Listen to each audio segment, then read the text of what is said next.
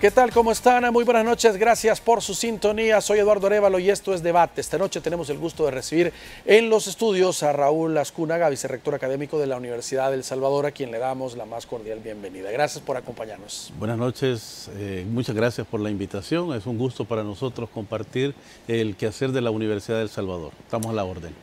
Mira, hay varios temas que vamos a abordar. Uno que nos ha llamado la atención es que ha habido reuniones con parte de las autoridades del Ministerio de Educación con rectores de diferentes universidades porque se están dando seguimiento a una reforma a la Ley de Educación Superior, que era una demanda importante que había de las mismas universidades y también del mismo Ministerio de Educación para hacer algunos cambios en el manejo de la educación superior en el país. ¿Es importante en este momento hacer unas reformas de este tipo? Bueno, nosotros como Universidad de El Salvador creemos que sí es necesario reformar el marco normativo de la educación superior en este país. La ley vigente actualmente data ya de casi 30 años. Sí. Creemos que se deben de establecer los mecanismos participativos para que tanto las instituciones de educación superior privadas como la única institución pública en calidad de universidad puedan verse reflejadas en esa ley, dado que la Universidad de El Salvador, si bien ha participado en una serie de reuniones para establecer la política de educación superior en El Salvador y hoy la propuesta de ley, creemos que hay aspectos que pudieran ser lesivos a los intereses no solo de la Universidad de El Salvador, sino de las instituciones públicas de educación superior. Esa ley ha nacido principalmente de un consenso entre las instituciones de educación privada y, lógicamente, responde a esa visión. Como universidad, propugnamos porque exista en la ley, que exista desde el Estado una política de educación superior pública. ¿Y qué estoy hablando de eso? Es decir, no podemos meter en las mismas reglas, por decirlo así, o en el mismo cajón a una institución que, si bien es sin fines de lucro, en el caso de las instituciones privadas, tienen una naturaleza distinta en su actuar. Las instituciones de educación superior pública en este país, las principales son la Escuela Militar, la Escuela Nacional de Agronomía, la Academia de Seguridad Pública y la más importante, la Universidad de El Salvador. En consecuencia, debe haber una mirada específica a estas instituciones que son públicas. O dentro de la normativa, un apartado para ellas en el cual pueda haber algún tipo de campo de acción. Sin duda alguna. Yo creo que el precepto constitucional en los artículos 61, 62 establece en el caso de la Universidad de El Salvador un derecho constitucional que es la autonomía, para que la universidad se norme a sí misma, para que la universidad se administre a sí misma, para que la universidad apruebe sus propios planes de estudio.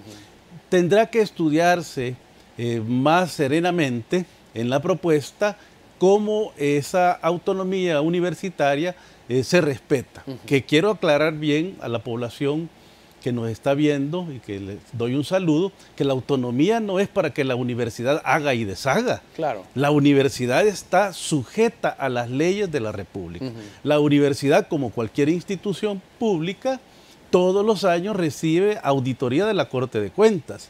Estamos sometidos al Tribunal de Ética Gubernamental, estamos sometidos a transparencia, estamos sometidos a acceso a la información pública. Entonces, no se entienda la autonomía para que los universitarios hagan lo que se les ocurre. Sí, no, claro. De ninguna manera es eso. La autonomía está referida a que la Universidad de El Salvador no tendrá que solicitar permiso alguno al Ministerio de Educación para aprobar sus planes de estudio.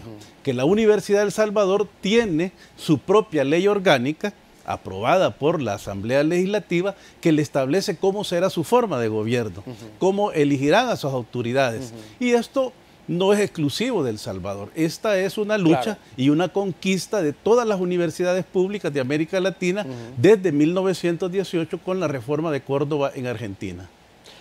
Ahora, se habla, digamos, en las propuestas de reforma de un sistema de créditos académicos en lugar de unidades valorativas, como actualmente, pues, todos conocemos que funciona en las universidades, decían ellos, para incentivar la participación internacional al graduarse. Es una de las, digamos, de los cambios que proponen, a diferencia de lo que se tiene actualmente.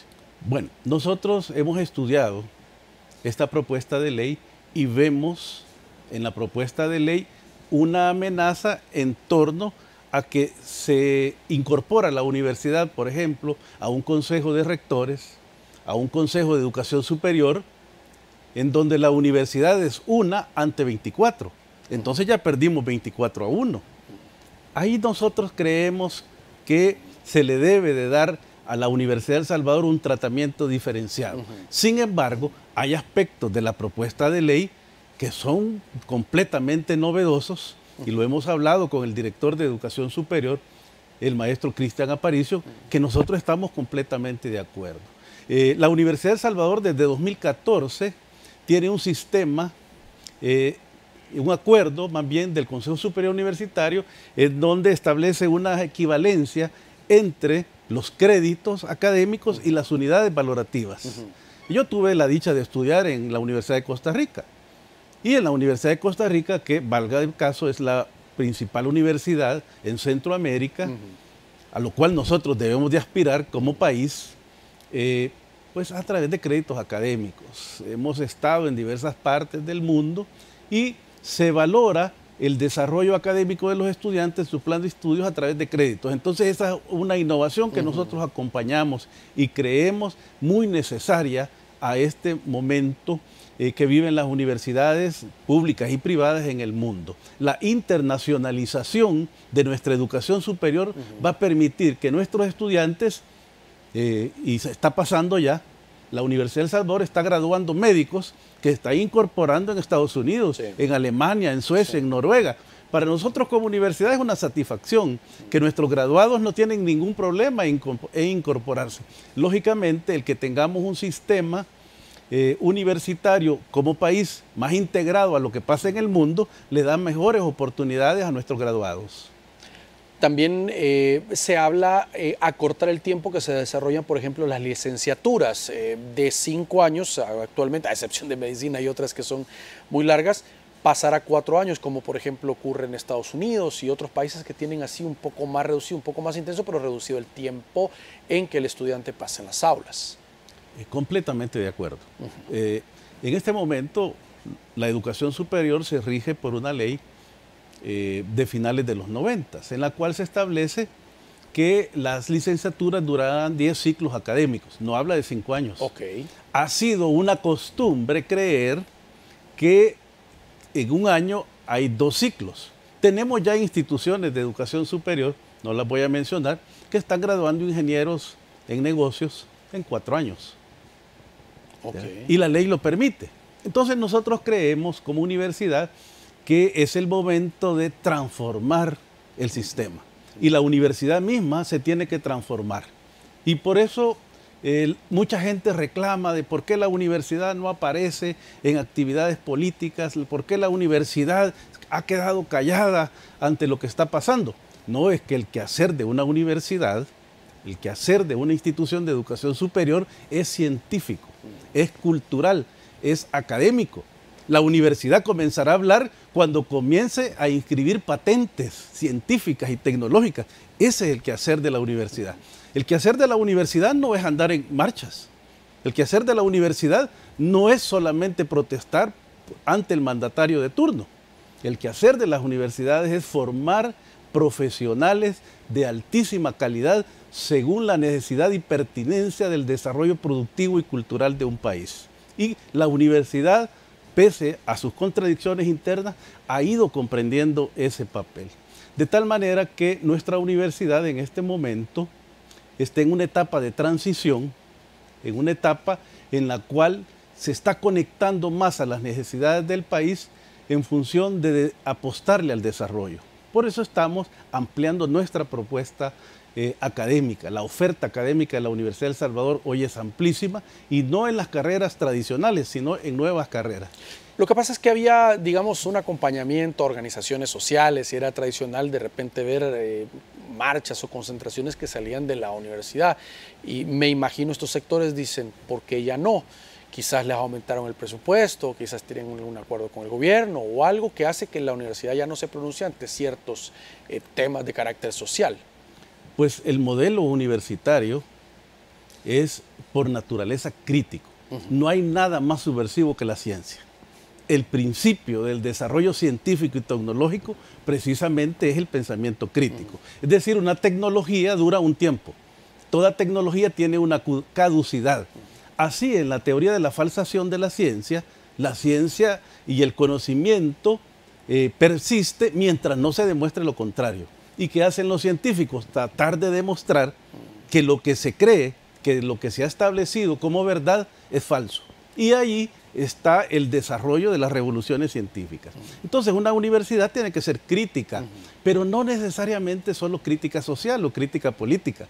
Tiene que ser crítica tecnológica. Nosotros quisiéramos que nuestra universidad estuviera desarrollando ya el próximo chip, que nuestra universidad estuviera desarrollando los nuevos fármacos de nuevas generaciones. O sea, no solo crítico hacia lo político, sino crítico hacia el estado del conocimiento, que es la función natural de una universidad.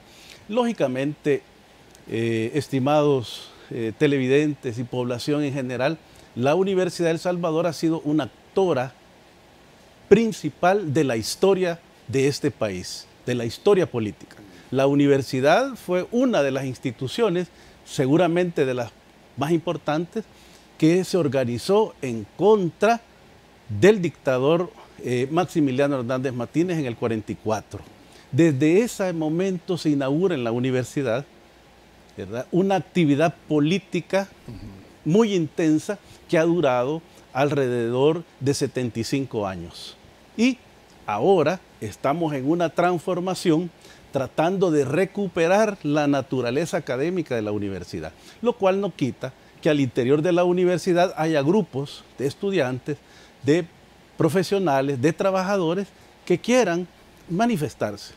La universidad, en su esencia, precisamente es esa, la universalidad de criterios y de pensamientos. Hace ya cerca de 70 años, cuando el doctor Fabio Castillo Figueroa, nuestro máximo rector, fue rector de 1963 a 1966, en la universidad prácticamente se llevaba el debate político del momento. Y ahí estaban los demócratas cristianos que recién habían creado ese partido. Ahí estaba gente del PCN, ahí estaba gente del Partido Comunista, ahí estaban socialcristianos. Y esa es una universidad. Una universidad es un centro de pensamiento en donde no pueden existir dogmatismos ni partidarismos. Lo que debe existir es el debate de ideas. Y lógicamente los estudiantes tener la libertad para manifestarse. Nosotros tenemos hoy en día inclusive hasta asociaciones de estudiantes gays, ¿sí?, población LGTBI, y que reclama derechos al interior de la universidad y los acompañamos. Y un saludo para todos estos jóvenes, estudiantes, hombres, mujeres, población LGTBI, que busca y que mira en la universidad un espacio de libertad. Porque esas son las universidades en el mundo. Muy bien, tenemos que hacer una pausa. Por favor, acompáñenos, ya regresamos.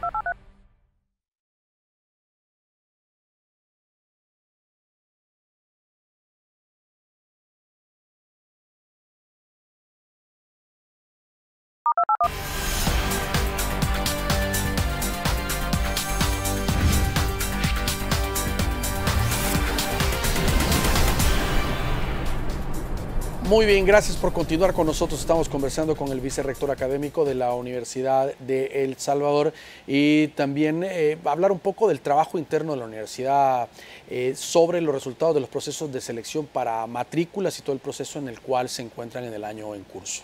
Bueno, agradezco su invitación y su pregunta. En este momento yo quisiera dirigirme a los padres de familia y a los estudiantes que están en el último año de bachillerato para decirles que ya está abierto el proceso de convocatoria para el ingreso 2023. Este proceso estará abierto hasta el 30 de septiembre, es decir, nos queda lo que resta de agosto, ¿verdad?, más el mes de septiembre. ¿Y qué es lo que hay que hacer para optar a una plaza en la universidad, a un cupo en la universidad? Bueno, los jóvenes bachilleres simplemente tienen que entrar, ya sea en su teléfono móvil o desde su computadora, a Google y escribir ingreso Universidad del Salvador o ingreso 2023 y ahí nos lo remite a la página de ingreso. Ahí están los pasos que se deben de seguir, que hoy son completamente en línea. Nosotros esperamos que alrededor de 25,000 estudiantes opten por ingresar a la Universidad del Salvador. Solicitudes. Los padres de familia, sí, opten por ingresar. A los padres de familia decirles que la carpeta de ingreso, que es virtual, tiene un costo de $10. Ya de ahí los estudiantes seleccionados no pagan ni matrícula ni escolaridad. Esta es una de las prerrogativas que la actual administración, dirigida por el maestro Roger Armando Arias Alvarado, por el ingeniero Juan Rosa Quintanilla, nuestro vicerrector administrativo, y por supuesto el Consejo Superior Universitario, en donde están representados los decanos, los profesores y los estudiantes, hemos acordado eso, ¿verdad? En la Constitución, lastimosamente, hoy que se habla de reformas a la Constitución, no está establecido que la educación superior en este país es gratuita. Esas son de las cosas que nosotros creemos se deben modificar en la Ley de Educación Superior y establecer que cuando la educación superior la da el Estado, debe ser gratuita. Correcto. Y no solo gratuita la matrícula de escolaridad, que es lo que nosotros hoy hemos ganado, sino gratuita en su totalidad de trámites. ¿Y por qué es esto? Porque la educación superior está demostrado que es la herramienta principal para la transformación cultural de una sociedad. Me gustó mucho algo que escuché en España que decía que si uno quiere conocer el nivel de desarrollo de un país, tiene que ir a su universidad pública. Porque allí está, primero, lo más preciado, su juventud y su futuro. Segundo, cuál es la apuesta de futuro de ese país. Entonces nosotros les hacemos una atenta invitación a los estudiantes de último año de bachillerato, a los padres de familia, para que si sus hijos tienen inclinación, un interés de hacer una carrera universitaria, opten por el ingreso 2023. De esos alrededor de 25,000 estudiantes, cerca de 12,000 estudiantes van a quedar. Es otro punto que nosotros vemos como crítico en la matrícula universitaria. Nosotros creemos que la universidad hasta ahora viene haciendo exámenes de selección y eso ha sido determinado por el presupuesto. Sin embargo, debiera ser que todo aquel estudiante que tiene aptitudes, ¿verdad?, de inteligencia, o sea, aptitudes cognitivas, y cumple requisitos de haberse graduado de bachiller y quiere continuar estudios universitarios, de darle la oportunidad que ingrese. Es decir, de esos 25,000 que aplican, ¿cuántos deberían, por lo menos en la universidad, poder tener la capacidad para recibir? Nosotros creemos que todos. Ahora, la capacidad actual instalada en la universidad nos obliga a recibir a un poco menos del 50%. ¿Y qué pasa con ese resto de estudiantes? Ese es el tema que hay que discutir, ¿verdad?, con las autoridades del Ministerio de Educación. O sea, se van a las privadas, si no les alcanza la plata, buscan una carrera técnica o directamente buscan un trabajo y se incorporan al mercado laboral. Mire, hoy por hoy el negocio de las universidades privadas ronda los $200 millones en matrícula y colegiaturas y costos. Y la matrícula en este país, en educación superior, de cada 4, 1 está en lo público. Lo cual es contrario, citando nuevamente a países como Uruguay, como México, bueno, aún aquí nomás en Guatemala, en donde lo público es fuerte y absorbe la matrícula. Nosotros en el país, lastimosamente, producto a la Guerra Fría, producto de ver a la universidad como el enemigo del Estado, se ha promovido el desarrollo de instituciones de educación superior privada, lo cual no es malo en sí. Sin embargo, hay que fortalecer lo público para que lo público pueda absorber a toda la población que no tiene capacidad para hacer pagos en una institución privada. No cualquier padre de familia tiene $150 mensuales para pagarlo, ni $100. Nosotros recibimos estudiantes que en realidad están estudiando porque la universidad, a través de los fondos que se le asignan desde el Estado, les da una beca remunerada. Y gracias a Dios tenemos alrededor de 1000 estudiantes a partir del 2021 que tienen una beca remunerada. Y para los padres de familia que sus hijos tienen alguna incapacidad, ¿verdad?, física, visual, auditiva, motriz, incluso cognitiva, decirles que a partir de este año 2022 todos nuestros estudiantes discapacitados tienen derecho a una beca remunerada. Todos. Todos los estudiantes. Okay. ¿Qué tienen que hacer ellos? Demostrar sus aptitudes cognitivas, aprobando el examen de ingreso. ¿Y esto por qué? Porque a la universidad le interesa, uno, la educación inclusiva. Claro. Y segundo, son sectores vulnerados que siempre han estado olvidados en este país. Imagínense usted si a nosotros nos ha costado hacer una carrera universitaria, ¿qué significa para un invidente estar en un sistema y en una sociedad que no está preparada para atenderlo? No es el del discapacitado, los discapacitados somos nosotros. Sí, desde las instalaciones, la adecuación, las rampas, el acceso en las aulas a tener esa condición para ellos, ¿verdad? Así es. Entonces esta universidad, como le decía yo hace algún momento, y les comparto nuevamente a los amigos que nos están sintonizando, se está transformando en ser una universidad más incluyente, más democrática, más abierta. Ahora, ¿cuánto presupuesto reciben actualmente y cuánto sería el presupuesto idóneo para poder absorber, si no los 25,000 que, digamos, tratan de ingresar a la universidad, pero por lo menos a un grupo mucho mayor de lo que actualmente están recibiendo para poder dar esas condiciones? Nosotros creímos en el gobierno anterior, cuando nos llamaron al Consejo de Educación Superior y nos preguntaron, ¿y cuánto necesita la universidad? Y nosotros les creímos de buena fe. Y aparece en los documentos que a la Universidad de El Salvador le iba a corresponder el 3% del presupuesto general de la nación. Y nosotros mirábamos ese 3% como un salto importante de calidad, ¿verdad?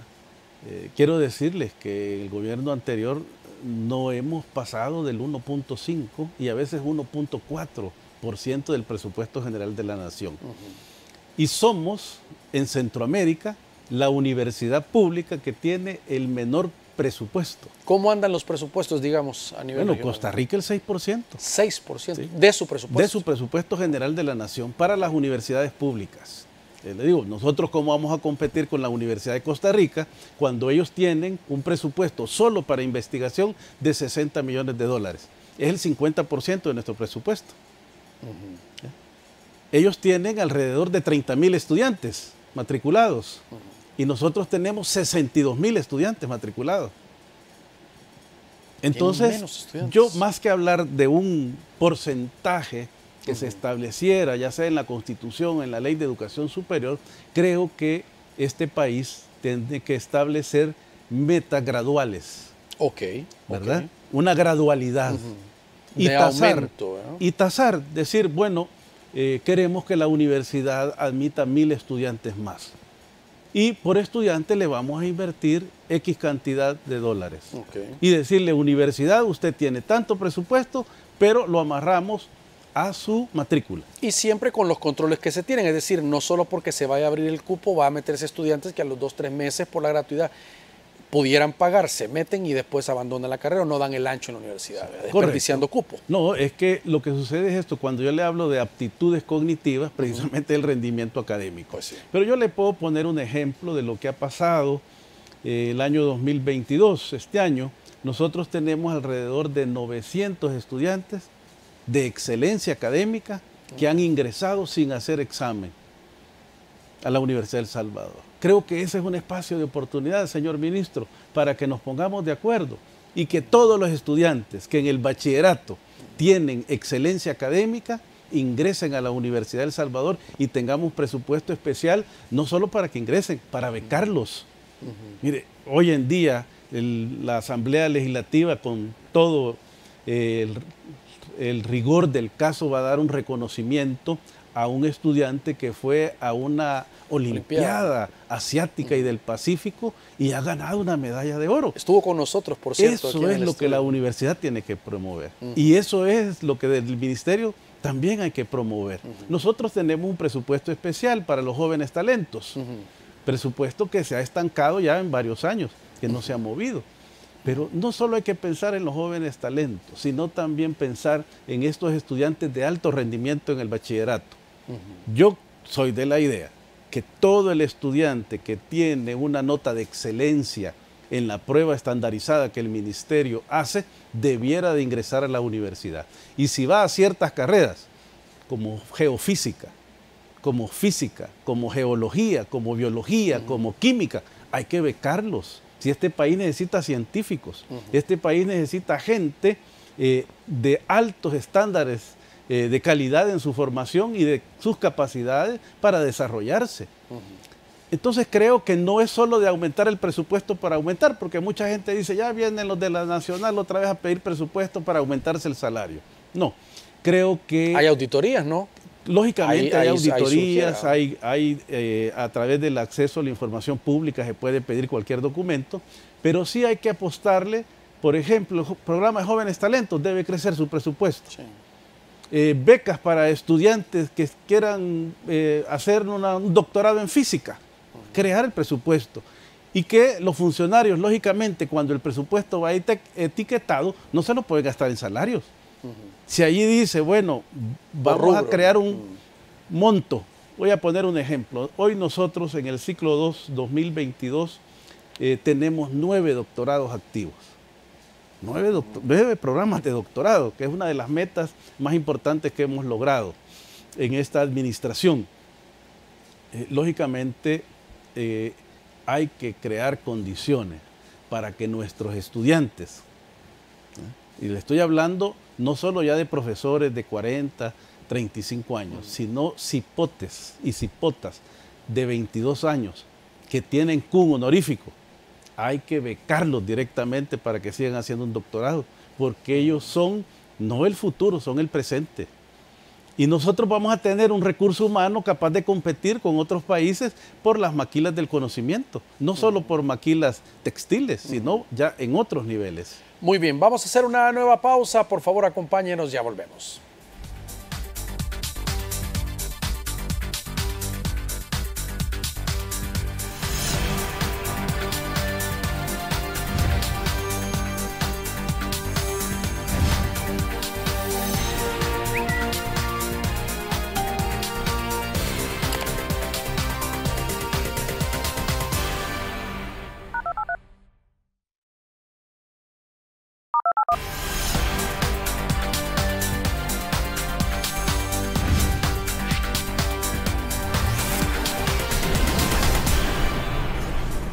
Muy bien, gracias por continuar con nosotros. Estábamos hablando la importancia, vicerrector, de aumentar la cobertura de estudiantes, porque este es un tema, pues, primero es un derecho, la educación para los estudiantes y los que tengan esa cualidad, pues, para continuar una educación superior, muy, muy importante, y esto aleja a los jóvenes también de otros problemas sociales, en los cuales el país está enfocado en controlar. Completamente de acuerdo. Y usted ha dicho una verdad. La educación superior tiene que ser un derecho positivado. Hasta este momento, la legislación en El Salvador considera derecho a la educación hasta noveno grado. Correcto. ¿Verdad? Y educación media que se ha continuado con la gratuidad. Tenemos que dar el salto a considerar la universidad, la educación superior como un derecho gratuito cuando el Estado la provee, cuando el Estado lo da. Y lógicamente ver la educación como un derecho está a tono también con compromisos internacionales que este país ha suscrito. Existe el Pacto de San José, que ya de finales de los años 60, sobre los derechos económicos, sociales y culturales, que obliga al Estado de El Salvador a llevar la educación superior a la gratuidad de manera progresiva. Bueno, es lo que nosotros hemos hecho. Y pues lógicamente hasta donde se nos permite con el presupuesto. Yo quiero hacer énfasis y plantear la necesidad que hay que seguir avanzando. Una de las ideas con las cuales yo he coincidido, y el señor rector, por supuesto, con la actual administración del gobierno de Nayib Bukele, es el que se abra una universidad en cada una de las cabeceras departamentales. Ese proyecto, estimados amigos que nos están sintonizando, es de los años 60. Quien comenzó a hablar de democratizar la educación superior fue el doctor Fabio Castillo. Y en su administración, del 63 al 66, se abrió la sede de Santa Ana y se abrió la sede de San Miguel. ¿Qué significó abrir un centro universitario en Occidente y un centro universitario en Oriente? Que los hijos de los empleados de clase media principalmente pudieran tener acceso a la educación superior. Antes del 63, quiero decirles que a la Universidad de El Salvador ingresaban 300 estudiantes. ¿300? 300. Hoy en Santa Ana, para el 2023, estamos proyectando que ingresen alrededor, solo en Santa Ana, de 1.800 estudiantes. Y en San Miguel alrededor de 2.000 estudiantes. Así de significativa fue la decisión política del rector en aquel momento de abrir esos centros universitarios. Y le puedo decir con bastante conocimiento que no había presupuesto para eso. En Santa Ana, la Asociación de Abogados de Occidente apoyó. La Asociación de Señoras de Médicos hacían cenas, hacían bailes para colectar dinero y comprar el terreno donde la universidad hoy funciona. Compraron alrededor de 8 manzanas y la universidad con fondos propios compró alrededor de 7 manzanas. Actualmente son 15 manzanas. Entonces yo creo que democratizar la educación superior en términos de inclusión es una tarea pendiente y que cualquier gobierno que sea sensible a esto lo puede comprender. Hay que abrir una sede en Chalatenango. ¿Lo han hablado con el gobierno? ¿Qué respuesta han tenido a esta propuesta en las cabeceras departamentales de sedes de la universidad? Bueno, yo quiero decirle que en la propuesta, en la agenda programática de la bancada del gobierno actual, en la octava línea, octavo tema, está precisamente eso, llevar la universidad a los 14 departamentos. Hay avances importantes, sin embargo creemos nosotros que hay que acelerar. Por ejemplo, en el presupuesto 2021 teníamos un fondo para, asignado en el presupuesto para iniciar las construcciones en Chalatenango.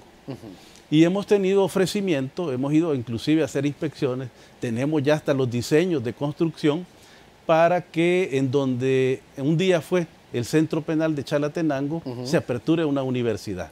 Bien. Sin embargo, desde el Ministerio de la Defensa no hemos tenido el eco suficiente para trasladar esas propiedades hacia la Universidad del Salvador. La tramitología. Eso ha estancado. Inclusive el hecho que no podamos ejecutar dinero que ya tenemos asignado. Y en el presupuesto actual, en el Ministerio de Desarrollo Territorial, me parece que se llama, donde está mi buena amiga, la ministra María Chichilco, a quien le hago un cordial saludo, va un presupuesto de $5 millones. Y nos preocupa que ya estamos en agosto y todavía no hemos nosotros tenido conocimiento de cómo va el avance para que la universidad pueda recibir ese terreno y comenzar la construcción. En otros municipios, en otras ciudades, sí tenemos avances más importantes, pero no tenemos el presupuesto. Por ejemplo, en Aguachapán tenemos una donación de la municipalidad de alrededor de 3 manzanas para construir ahí nuestra sede. Y ya está en actividad desde hace alrededor de 4 años una sede de la Universidad en Aguachapán en un edificio prestado que la alcaldía nos cede. ¿Y se están impartiendo ya clases? Y allí se imparten clases, principalmente en este momento, algo que nosotros denominamos proyectos académicos especiales. Tenemos alrededor de 700 alumnos aprendiendo inglés. Tenemos estudiantes de maestrías y tenemos profesores que están haciendo su licenciatura. Pero como no hay presupuesto, les toca que pagar. Por eso se llama proyectos académicos especiales. ¿Cuál es la pretensión nuestra? La pretensión nuestra es que Aguachapán y los municipios cercanos de Sonsonate, ¿verdad?, que son alrededor de 15.000 nuevos bachilleres que año con año se están graduando, tengan la opción de estudiar en Aguachapán. ¿Por qué? Porque la matrícula en Santa Ana, en la sede de Santa Ana, ya se desbordó. La matrícula apenas nos alcanza para recibir 1.800 alumnos, pero recibimos 4.000 solicitudes. Wow. Entonces, nosotros creemos que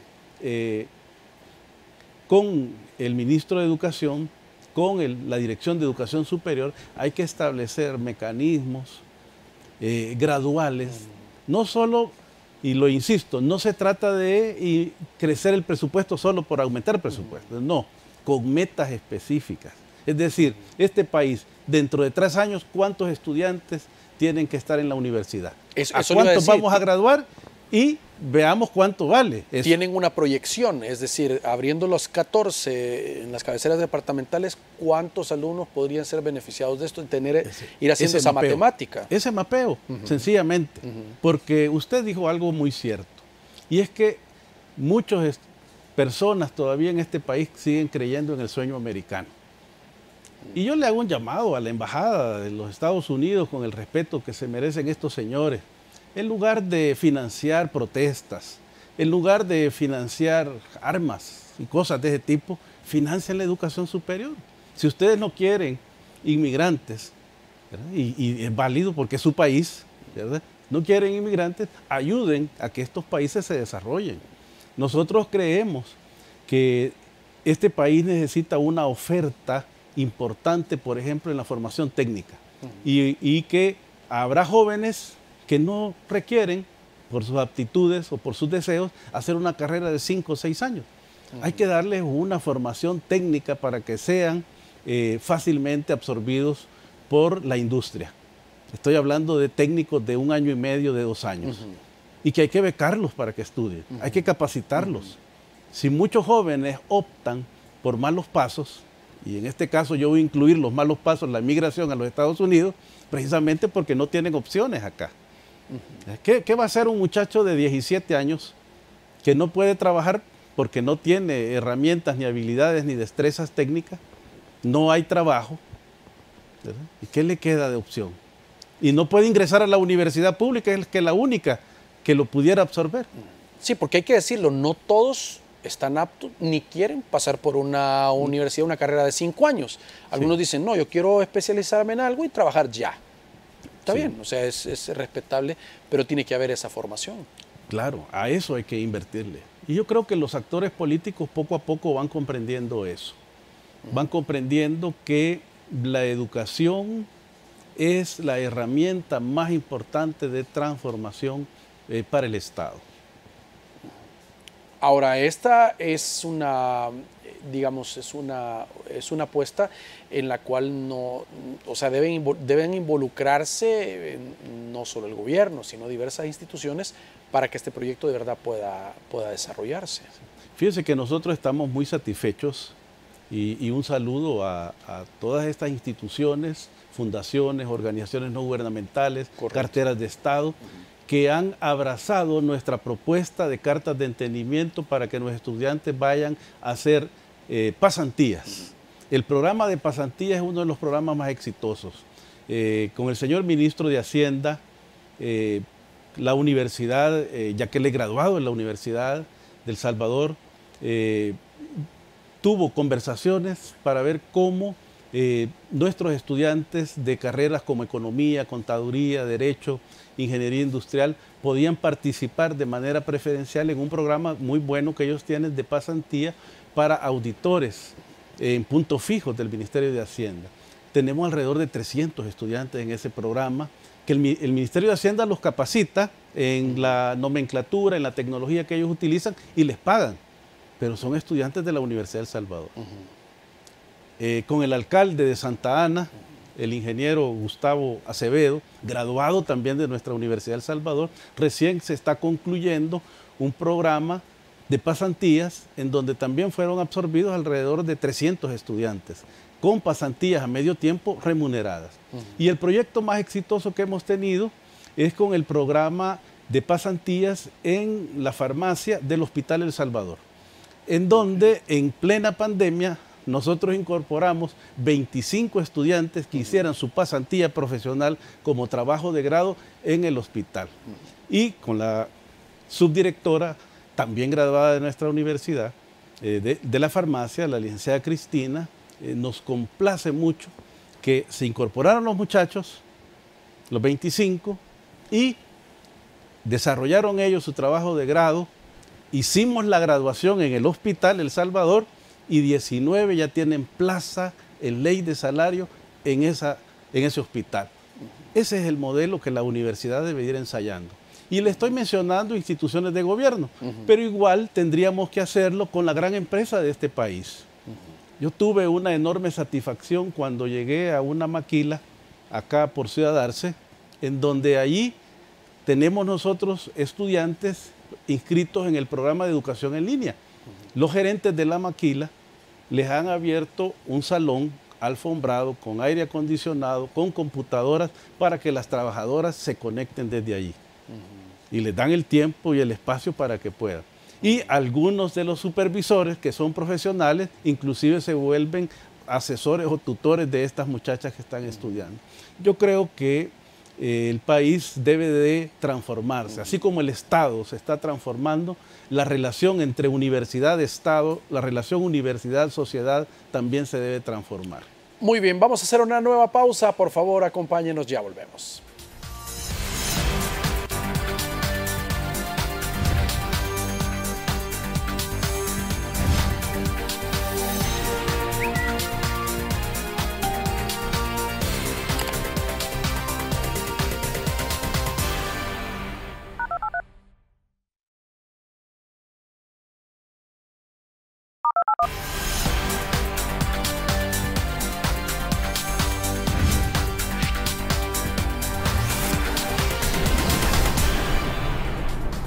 Muy bien, gracias por continuar con nosotros. Bueno, hay otro tema que no podemos dejar de abordar esta noche y es esto de la sede de los Juegos también, que no es primera vez que la universidad pues será y siempre es algo bueno para los estudiantes, para la misma universidad, se mejora la infraestructura y se pone en el centro de los ojos públicos también. Sí, para nosotros los Juegos Centroamericanos y del Caribe, que se desarrollarán en 2023, son una oportunidad para mostrar el país hacia la región, pero también nuestra universidad. Hace 20 años se desarrollaron unos juegos y producto de esos Juegos Centroamericanos y del Caribe del 2002, la universidad fue reconstruida. Hoy, con el señor presidente del INDES, la universidad ha suscrito cartas de entendimiento, nos hemos reunido y habrá una inversión importante para remodelar nuestras instalaciones.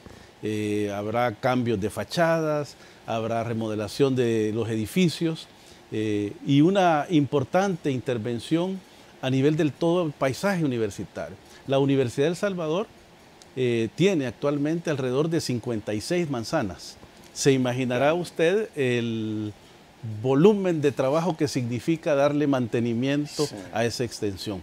Y curiosamente, como dato histórico, compartirles que quien compró esa finca, la finca San Carlos, fue el dictador general Maximiliano Hernández Martínez. ¿De verdad? Y se lo entregó a la Universidad del Salvador.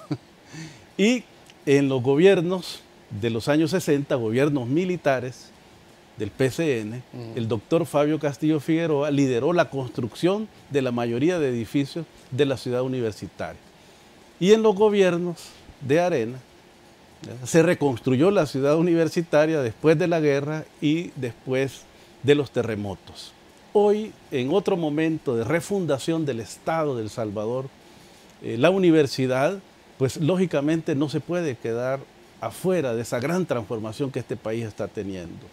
Y nosotros hemos, a través de las instancias del Consejo Superior Universitario, la figura y el liderazgo del señor rector, hemos acompañado la solicitud de los organizadores de estos juegos para que nuestra universidad albergue alrededor de 5.000 atletas que vendrán. La universidad durante 15 días se volverá la casa de estos atletas. No hay clases en ese periodo, ¿verdad? Porque cae en una transición. Pues fíjense que estamos organizando el ciclo de tal manera que las clases no se vean interrumpidas. Correcto. También la pandemia nos ha dejado unas plataformas y una experiencia de educación en línea que permite que nuestros programas no se interrumpan. De hecho, en la universidad tenemos 9 carreras que ya han sido aprobadas completamente en línea y a distancia. Todo el proceso de ingreso universitario es en línea. Todo el proceso de graduación, menos la recepción del título, es en línea. Por cierto, ya las graduaciones de la universidad ya volvieron a lo físico, ya pasado, bueno, todavía hay pandemia, pero con los protocolos y todo eso, que era algo muy importante también para los estudiantes. Sí, graduarse, como yo lo digo, graduarse de la universidad no es chiche. Sí, ¿verdad? sí. No cualquiera se gradúe de la Universidad de El Salvador. Y nosotros estamos obligados como autoridades a rendirle los honores suficientes a nuestros graduandos y a los padres de familia. ¿Qué significa para un padre de familia que un hijo esté 6, 7 años estudiando en una universidad? Una inversión de miles de dólares. Llegar al momento solemne de recibir el título es simbólico. Entonces, la pandemia nos obligó a que estos títulos se estuvieran entregando a veces en parqueos, ¿verdad? Sin ningún acto solemne. Sin embargo, desde principios del año, nosotros ya venimos desarrollando actos de graduación. En un inicio solo estaban los graduandos, hoy ya pueden ingresar los padres de familia y es de enorme regocijo ver la felicidad de estos padres de familia. La mayoría de ellos no son profesionales y ver que sus hijos se gradúan de médicos, de ingenieros, de licenciados, le digo que es una conmoción muy grande. El año pasado tuvimos la dicha de graduar 6.300 nuevos profesionales para este país. Y la meta de este año es graduar alrededor de 7.000 nuevos profesionales. Mire, y otro proyecto importante que hemos estado viendo que da remoción y seguimiento es la Plaza de los Rectores. Ah, muy bien. Qué excelente que usted me comenta eso y me pregunta. La universidad tiene que aferrarse a su historia. Claro, la universidad tiene que tener su propia identidad. Y parte de esa identidad está en aquellos buenos hijos de la Minerva que en algún momento dirigieron la institución y aportaron tanto para este país. Particularmente yo le he mencionado, y ya con esta es tercera ocasión que lo hago, la figura del doctor Fabio Castillo Figueroa. ¿Y por qué mencionamos a Fabio Castillo Figueroa? Sencillamente porque la mayoría de los edificios que se construyeron en la universidad vienen de esa época de Fabio Castillo. Nuestro programa de becas, los centros regionales en Occidente y en Oriente. Antes de que Fabio llegara a la rectoría, los profesores de la universidad no tenían plazas. Fue bajo la dirección del doctor Fabio Castillo que se crearon las plazas de los docentes y que ya gente profesional se podía dedicar exclusivamente a la enseñanza superior. Parte de la grandeza que la Universidad de El Salvador ha tenido por años se debe precisamente a ese periodo en donde se gestó la gran reforma de la universidad. Lógicamente, yo soy uno de los convencidos que hoy la universidad necesita otra gran reforma. Y esa gran reforma tiene que implicar colocar a la universidad a tono con lo que está pasando en el mundo. Y ya mencionábamos en el caso de los créditos académicos. Pero la universidad tiene que verse en los rankings internacionales, en los rankings regionales. No puede ser que las universidades de este país, según el Observatorio de Ciencia y Tecnología, estemos publicando menos de 120 libros al año. ¿Sí? Para 2018, entre todas las universidades privadas y la única pública, se publicaron solo 118 libros. No nos llega ni tan siquiera 4 libros por institución. La Universidad de El Salvador venía publicando alrededor de 6 o 7 libros. Y alguien puede decir, bueno, duplicamos a las privadas. No, si la Universidad Nacional Autónoma de México publica 6 libros diarios. ¿Diarios? Diarios. Wow. La Universidad de Costa Rica está publicando alrededor de 700 u 800 libros anuales. Entonces, la Universidad de El Salvador tiene que compararse con estas universidades, con la Universidad de La Habana, con la Universidad de México, con la Universidad de Costa Rica y decir, bueno, ¿y nosotros dónde estamos? Y establecer planes de desarrollo inmediato para alcanzar esos estándares internacionales. Hay todo un reto muy grande. Vicerrector, gracias por acompañarnos esta noche. Bueno, gracias a usted por la entrevista, estamos a la orden. Un saludo, buenas noches. Y gracias a ustedes por su sintonía, que descanse en su cita con nosotros el día de mañana. Les esperamos.